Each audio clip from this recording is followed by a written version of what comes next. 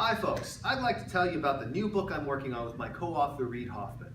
In this book, we talk about Blitz Scaling, which is the rapid and relentless scaling of startups to global domination. In our book, we talk about how there are 5 different stages of Blitz Scaling. The first stage is what we call the family stage. Here's the classic startup in a garage, a small number of people probably in the same room working on building out their product.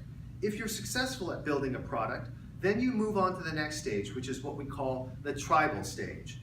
At the tribal stage, instead of having ones of people, you might have tens of people, maybe 10, 15, 20, 30, 40, 50, the people it takes to actually build a true product and launch it out into the marketplace. This tribal phase still counts a lot on face-to-face interaction and traditional interpersonal management, but you're starting to actually put into place processes, departments, managers, and the like.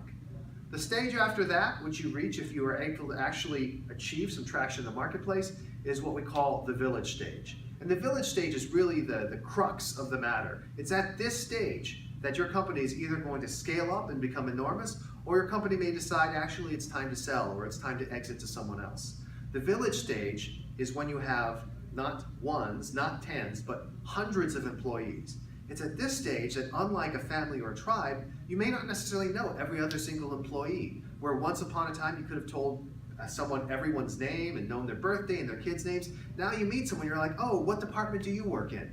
And so you need to shift the way you manage in order to manage more through hierarchy, in order to manage more through written communications, and in order to be able to actually drive a structure that will make sense for your company as it scales.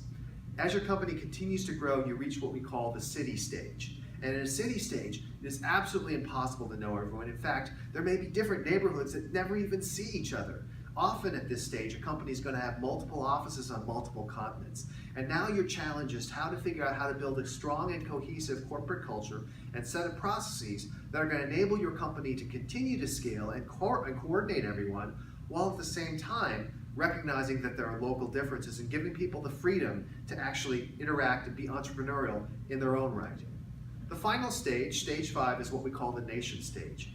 And we call it the nation stage because that's really the largest unit of organization where you can still have a single leader, the CEO.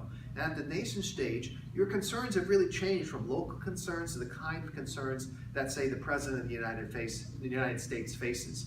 You'll be thinking about what is the future of our industry. You'll be interacting with the major players. Maybe you're making alliances, maybe you're making enemies, maybe you're planning how you're going to be able to take out this guy over here while working with this guy over here. At the nation stage, which is the stage that companies like Facebook reach, you are somebody who is a player in the world. You're going to be talking with world leaders. You're going to be going to Davos and all those fancy things. But the thing to remember about it is that this stage is just one more stage in the evolution of the startup. And ultimately, everything stems back to that one garage and that family in the garage. So hopefully, as you go on and graduate from this program, you'll go out there and start your own startups and grow them through the 5 stages of startups.